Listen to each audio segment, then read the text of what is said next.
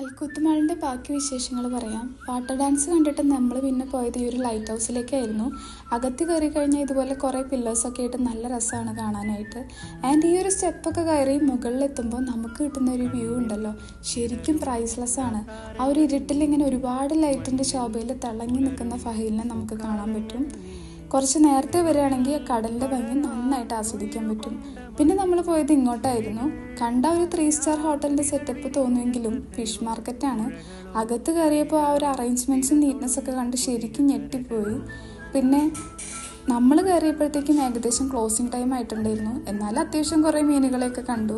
പിന്നെ സോഷ്യൽ മീഡിയയിൽ തരംഗമായിട്ടുള്ള നമ്മുടെ ബദ്രിക്കാനെ കണ്ടിരുന്നു. ഈ മുഖം ഒന്ന് ഓർത്ത് വെച്ചോളൂ, ഏത് മീനും നിങ്ങൾക്ക് ക്ലീനാക്കി തരും.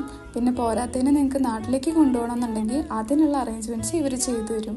അപ്പം അത്രയൊക്കെ ഉള്ളൂ. കൂടുതൽ കിസ്സകളുമായിട്ട് അടുത്ത വീഡിയോയിൽ കാണാം. ടാറ്റാ.